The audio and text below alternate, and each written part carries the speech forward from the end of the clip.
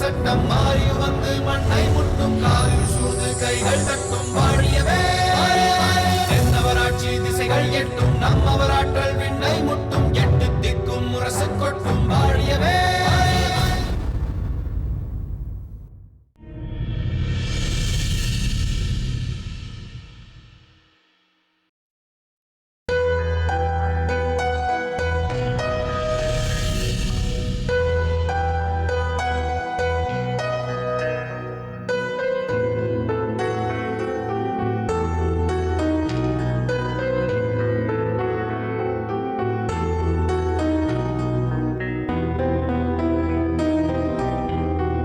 மலர்கொடி, என்ன மலர்கொடி, உன் முகம் வாட்டமாக காணப்படுகிறது. ஏதேனும் பிரச்சனையா? அதெல்லாம் ஒன்றுமில்லை. ஆமாம், இளவரசர் எங்கே? மன்னரின் பொறுப்பை தான் ஏற்றுக்கொண்டு மன்னரின் பிரதிநிதியாய் அவர் மாறிய நாள் முதலாய் அவர் இரவு நேரங்களிலேயே தாமதமாகத்தான் வருகிறார். பகல் நேரங்களில் பொதுவாக அவர் இங்கே இருப்பதே இல்லை. உன் முக வாட்டத்திற்கான காரணம் என்னவென்பது இப்போது எனக்கு புரிந்துவிட்டது. நீ உனது கணவர் உன்னுடன் இருக்க வேண்டும் என்று நினைக்கிறாய். அது நடக்காததால் தான் அந்த வருத்தம் உன் முகத்தில் பிரதிபலிக்கிறது. இல்லை இல்லை, நான் என் தோழியை தவற விட்டுவிட்டேன். அவள் எங்கேயோ காணாமல் போய்விட்டாள். என்னுடைய இந்த வருத்தத்திற்கு காரணம் அவளுடைய நினைவுகள்தான். ஓ, நீ இங்கிருந்து காணாமல் போன வேளிர்குடி இளவரசி தாமரையை பற்றி நினைத்துக் கொண்டிருக்கிறாயா? ஆமாம் முத்துநகை, அவள் காணாமல் போனதற்கு நானும் ஒரு காரணியாகிவிட்டேன் என்று நினைக்கும் போது மனதிற்கு சங்கடமாக இருக்கிறது. அதையே நினைத்துக் கொண்டிருக்காதே மலர்கொடி. நீங்கள் எல்லோரும் நினைப்பது போல் அல்லாமல் வேறு ஏதோ ஒரு காரணத்திற்காகத்தான் தாமரை இங்கிருந்து போயிருக்கிறாள். நிச்சயம் தாமரை வருவாள். தாமரை காணாமல் போன செய்தி கிடைத்ததும் தானே நானும் எனது தந்தையாரும் இங்கு வந்தோம். பாண்டிய நாட்டில் இத்தனை பரபரப்பிற்கு இடையிலும் தாமரை விஷயத்தையும் நாங்கள் பார்த்து கொண்டுதானே இருக்கிறோம். சோழ நாட்டில் கரிகால மன்னரும் தாமரையை தேடிக்கொண்டுதான் இருக்கிறார். மலர்கொடி,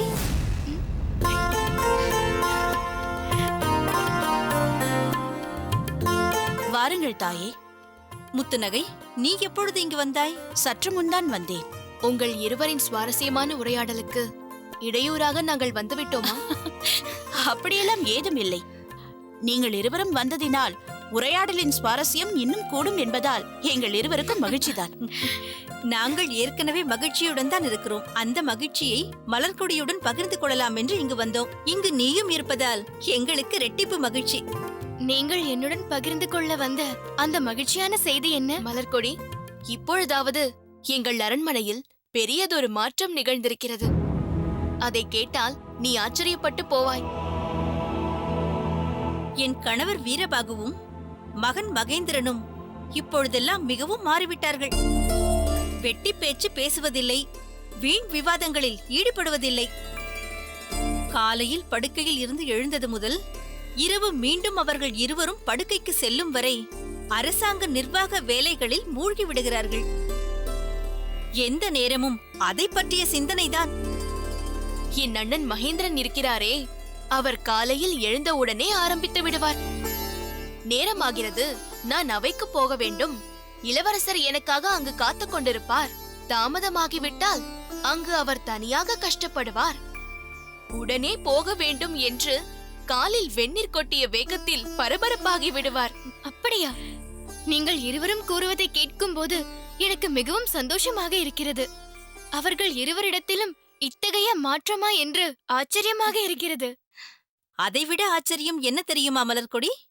இப்பொழுதெல்லாம் மணிமாறன் கருங்குழலியை சந்திப்பதற்கு இவர்கள் இருவருமே போவது கிடையாது. அவர்களின் பேச்சை கூட இவர்கள் எடுப்பதே இல்லை. முழு நேரமும் அவர்களின் சிந்தனை அரசாங்க வேலைகளில் தான் இருக்கிறது. ஓ, பாண்டிய மன்னரின் பொறுப்புகளையும் சேர்த்து சுமக்கும் இளவரசர் இளம்பழுதிக்கு உறுதுணையாக தாங்கள் இருக்க வேண்டும் என்பது பற்றிய பேச்சாகவே இருக்கிறது. எப்போதுமே ஒரு குடும்பத்தில் தலைவன் என்று ஒருவன் இருக்கும்போது அவனுடைய மதிப்பு, உழைப்பு, செயல்திறனும் மற்றவர்களுக்கு தெரியாது. ஒரு குடும்பம் எப்படி இயங்கிக் கொண்டிருக்கிறதோ அந்த அளவிற்குத்தான் அந்த தலைவனும் அங்கீகரிக்கப்படுவான். ஆனால் அந்த குடும்பத்திற்கு தலைவன் இல்லை என்ற நிலை வரும்போதுதான் குடும்ப இயக்கம் தடுமாற தொடங்கும் போதுதான் அதுவரை அந்த குடும்பத்தின் அச்சாணியாக சுழன்று கொண்டிருந்த அந்த தலைவனின் அருமை அனைவருக்கும் புரியும். அந்த குடும்பத்தின் நிலை போன்றுதான் இப்பொழுது நம் பாண்டிய நாட்டின் நிலைமையும். நமது பாண்டிய மன்னர் பொறுப்பில் இருந்தவரை பிரச்சனை ஏதும் இல்லை. மற்றவர்களும் பொறுப்பு ஏதும் சுமக்க வேண்டிய அவசியமும் இல்லாமல் இருந்தது. ஆனால் இன்று பெருவழுதி பாண்டியர் இல்லை எனும் போது வீரபாகுவிற்கு பொறுப்பு வந்துவிட்டது. தந்தைக்கு வந்த பொறுப்பு தனையனுக்கும் வந்துவிட்டது. முத்துநகை, நீ சொல்வது உண்மைதான். எப்படியோ அவர்கள் இருவரும் திருந்துவதற்கு இது ஒரு சந்தர்ப்பமாக அமைந்ததே. அந்த வகையில் எங்களுக்கு சந்தோஷம்தான்.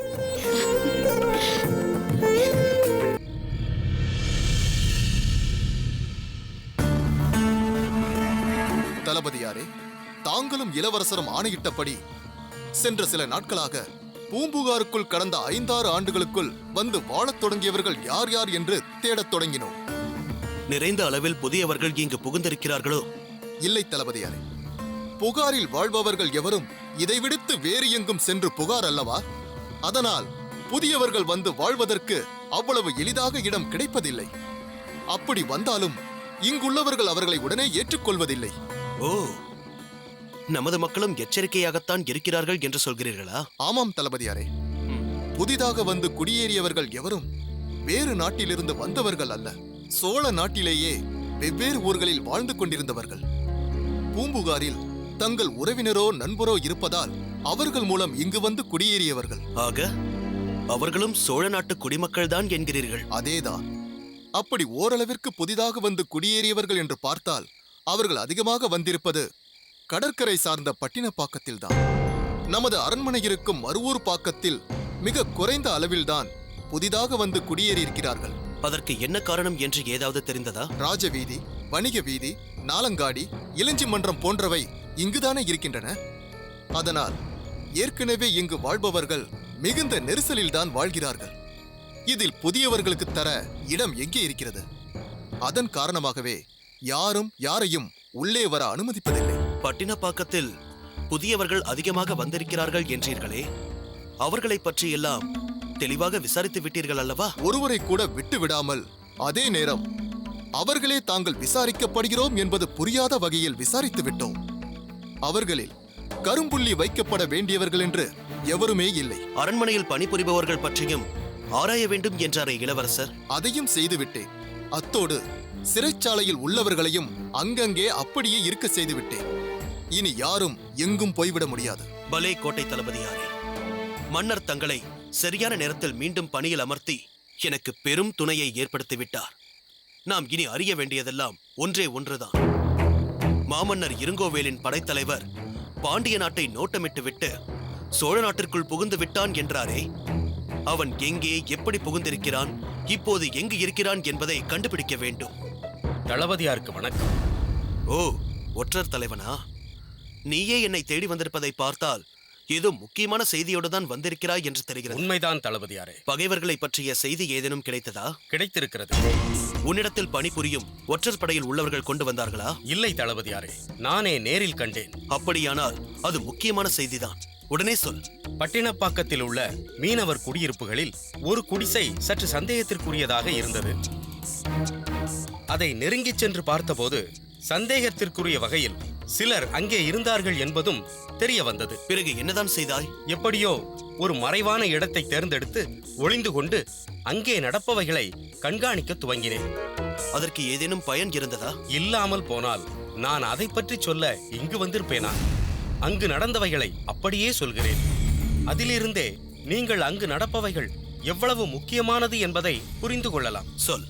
வழக்கத்தை விட அங்கு பரபரப்பு தென்பட்டது. வாயிலில் நிறுத்தப்பட்ட ஒருவன் எங்கோ சென்றுவிட்டு வந்தான் என்பதற்காக வெளியிலிருந்து வந்த ஒருவன் நம் தலைவர் வரும் நேரத்தில் இப்படி பொறுப்பில்லாமல் நடந்து கொள்ளலாமா என்று அவனை கடிந்து கொண்டான். என்ன, தலைவனை பற்றி பேசினானா? அவன் குறிப்பிட்டபடி தலைவன் அங்கு வந்தானா? சில பேர் பின்தொடர அவன் அங்கு வந்தான். அங்கு நின்றிருந்தவர்கள் தன்னை வணங்குவதை கூட அவன் அனுமதிக்கவில்லை. ஆனாலும் அவர்கள் அவனுக்கு தந்த மரியாதையை வைத்துக்கொண்டே அவன்தான் தலைவன் என்பது தெளிவாக தெரிந்தது. அவனும் மற்றவர்களும் உள்ளே சென்று கதவடைத்துக் கொண்டு வெகுநேரம் பேசிக் கொண்டிருந்தார்கள். நீ நெருங்கிச் சென்று கேட்டிருக்கலாமே. வெளியில் எங்கிருந்து யார் கண்காணிக்கிறார்கள் என்று எப்படி தெரியும்? நான் நெருங்கிச் சென்று அகப்பட்டுக் கொண்டால் இந்த செய்தியை சொல்ல மிஞ்ச மாட்டேனே. நீ சொல்வதும் சரிதான். பிறகு என்ன ஆயிற்று? தலைவன் அவர்களை எச்சரிக்கை செய்துவிட்டு புறப்பட்டு சென்று விட்டான். பரபரப்பு அடங்கிய பின் நான் இங்கு வந்தேன். தளபதியாரே, இனியும் நாம் ஏன் தாமதிக்க வேண்டும்? இப்பொழுதே எனக்கு ஆணையிடுங்கள். அவர்கள் அத்தனை பேரையும் சிறைப்படுத்தி விலங்கிட்டுக் கொண்டு வருகிறேன். அதனால் என்ன பயன்? தலைவன் தப்பி விடுவானே. புதிதாக முளைத்திருக்கும் வேலர்குடி தலைவனைத்தானே நாம் பிடிக்க வேண்டும். இங்கு அந்த குடிசையில் இருக்கும் சிலர்தான் வேளிர் வீரர்கள் என்று நினைத்து விட்டீர்களா? இன்னும் பல இடங்களில் அவர்கள் சிறு சிறு பாசறைகள் அமைத்து பதுங்கியிருப்பார்கள். அவர்கள் தலைவன் இங்கு இல்லாத நேரத்தில் இங்கு அவர்கள் மீது கை வைத்து விட்டால் மற்ற இடங்களில் இருப்பவர்கள் எச்சரிக்கை அடைந்து தப்பித்து விடுவார்கள். அப்படியானால் இப்போது நாம் என்ன செய்ய வேண்டும்? இப்படி அவசரப்பட்டு எதையும் செய்துவிடக்கூடாது. முல்லை முள்ளால் எடுக்க வேண்டும், வைரத்தை வைரத்தால் அறுக்க வேண்டும் என்பது போல் தந்திரமாக சோழ நாட்டிற்குள் ஊடுருவும் அவர்களை நாமும் தந்திரமாக செயல்பட்டுதான் வளைத்து பிடிக்க வேண்டும். அதனால் மாமன்னரோடும் இளவரசரோடும் கலந்து பேசி என்ன செய்ய வேண்டும் என்பதை தீர்மானிக்கலாம். அதுவரை பொறுமையாக இருங்கள்.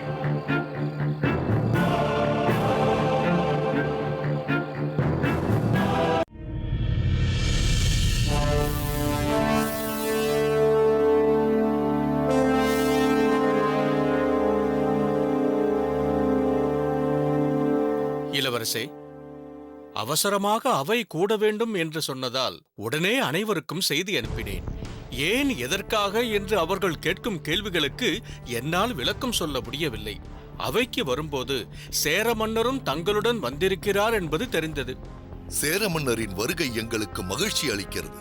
இருப்பினும் அவரையும் அழைத்துக் கொண்டு நீங்கள் இங்கு வந்திருப்பதால் மன்னருக்கு ஏதேனும் பிரச்சனையா, உடல் நலம் பாதிக்கப்பட்டு விட்டதா என்ற சந்தேகமும் ஏற்படுகிறது. அப்படியெல்லாம் ஏதுமில்லை. அதை நினைத்து நீங்கள் எவரும் சங்கடப்பட வேண்டியதில்லை. மன்னரால் இருந்த இடத்தை விட்டு நகர முடியாத நிலை ஏற்பட்டிருக்கிறதே தவிர அவரால் தெளிவாக உரையாட முடிகிறது. இருப்பினும் மன்னர் அதிகமாக உரையாடக்கூடாது என்பதற்காக எவரையும் சந்திக்க அனுமதிக்காமல் இருக்கிறோம். அதுவும் ராஜ வைத்தியரின் ஆலோசனை என்பதால் அப்படி செய்ய வேண்டியுள்ளது. இது எங்களுக்கு ஆறுதலான விஷயம்தான். இருப்பினும் இப்போது எதற்காக அவை கூட்டப்பட்டது என்பதை தாங்கள் தான் சொல்ல வேண்டும். மாமன்னர் இதுவரை உறுதியாக தீர்மானிக்க முடியாமல் இருந்த ஒரு விஷயத்தில் இதுதான் சரி, இப்படித்தான் செய்ய வேண்டும் என்று இப்போது தீர்மானித்து விட்டார். அவையில் அதை அறிவிக்கும் பொறுப்பை என்னிடம் தந்துவிட்டார். இளவரசர் அந்த செய்தியை அறிவிக்கும் போது நானும் உடனிருந்தால் நல்லது என்றும், யாருக்கேனும் ஏதேனும் சந்தேகம் இருந்தால் நான் விளக்கம் தரலாம் என்று பாண்டிய பேரரசர் விரும்பினார். அதனால்தான் இளவரசர் இளம்பழுதி என்னையும் அவைக்கு அழைத்து வந்துவிட்டார். இளவரசர் ஒன்றை அறிவிக்கும் போது அதில் எங்களுக்கு சந்தேகம் ஏற்படுமா என்ன? எங்கள் விருந்தினரான தாங்கள் அதற்கான விளக்கம் தர வேண்டிய அவசியத்தை நாங்கள் ஏற்படுத்துவோமா? இளவரசே, தாங்கள் சொல்லுங்கள். ரோமாபுரி தூதுவர் மாமன்னரையும் மகாராணியாரையும் ரோமாபுரிக்கு அழைத்துச் செல்ல வேண்டும் என்ற விருப்பத்தோடு இங்கு வந்திருக்கிறார். ஆனால் சற்றும் எதிர்பாராத விதமாக மாமன்னருக்கு இத்தகைய பாதிப்பு ஏற்பட்டுவிட்டது. அதற்காக ரோமாபுரிக்கு இங்கிருந்து யாருமே போக முடியாத நிலை ஏற்பட்டால் அது அகஸ்டஸ் பெருமகனாருக்கு வருத்தத்தை ஏற்படுத்தாதா? அதனால் மாமன்னருக்கு பதிலாக அவரது பிரதிநிதியாக ஒருவரை ரோமாபுரிக்கு அனுப்ப வேண்டிய அவசியம் ஏற்பட்டிருக்கிறது. அதை பற்றி நாங்களும் யோசித்துக் கொண்டுதான் இருக்கிறோம். நீங்கள் சொல்லுங்கள். ரோமாபுரிக்கு யாரை அனுப்பி வைப்பது என்பதை பற்றி மன்னர் ஒரு தெளிவான தீர்மானத்திற்கு வந்துவிட்டார். அதை முறைப்படி அவையில் அறிவிக்கும்படி ஆணையிட்டு விட்டார். இப்படித்தான் இருக்க வேண்டும் என்று நானும் யோசித்தேன்.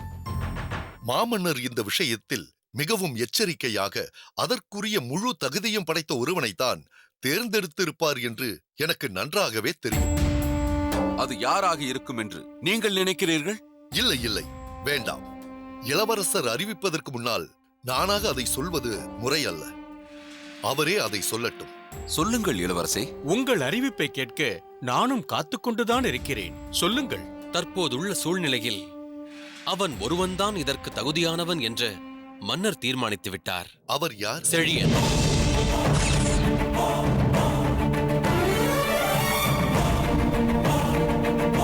என்ன சொல்கிறீர்கள்? மன்னர் ஏன் இப்படி செய்தார்?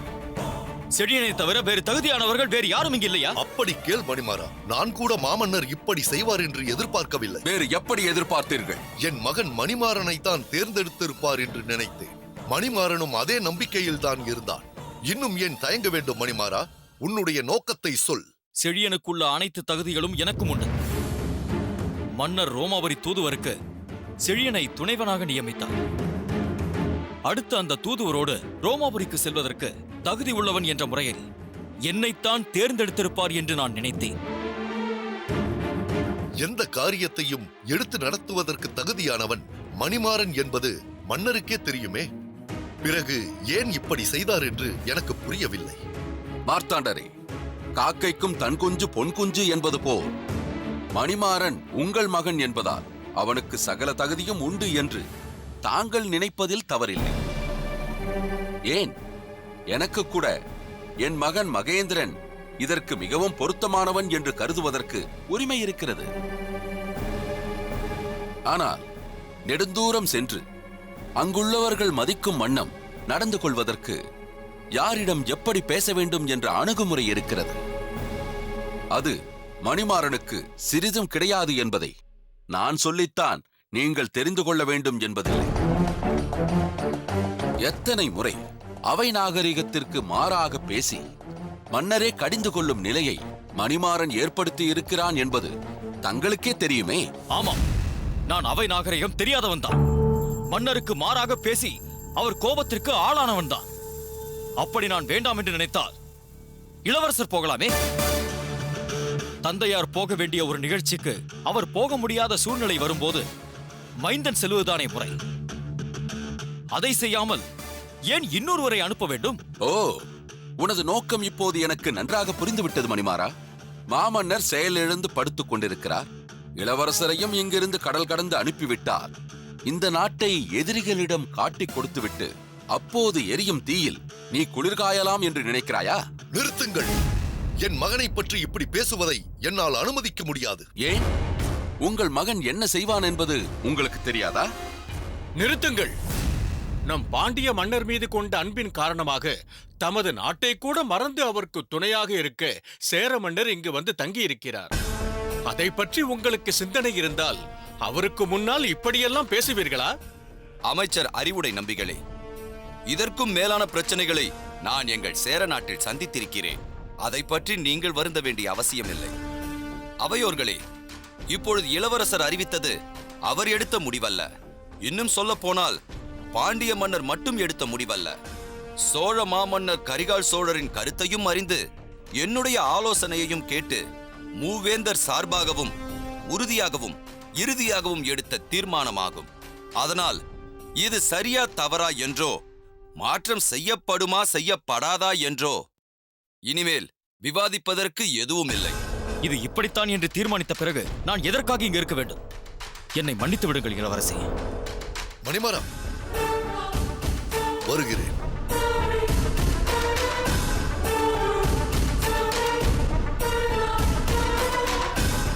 மகேந்திரா, செழியன் ரோமாபுரிக்கு தூதுவனாக செல்வதில் உனக்கொன்றும் ஆட்சேபனை இல்லையே? இளவரசி, தாங்கள் ஏன் இப்படி கேட்கிறீர்கள் என்று எனக்கு தெரியும். நானும் மணிமாறனும் நெருங்கிய நண்பர்களாயிற்றே.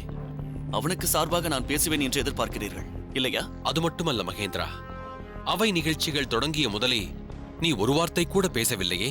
அதனால் தான் அப்படி கேட்டேன். சேர மன்னர் வந்து வீற்றிருக்கும் இந்த சபையில் பெரியவர்கள் விவாதிக்கும் நேரத்தில் நாம் பேசுவது அவ்வளவு முறையல்ல என்பதற்காகத்தான் நான் மௌனமாக இருந்தேன்.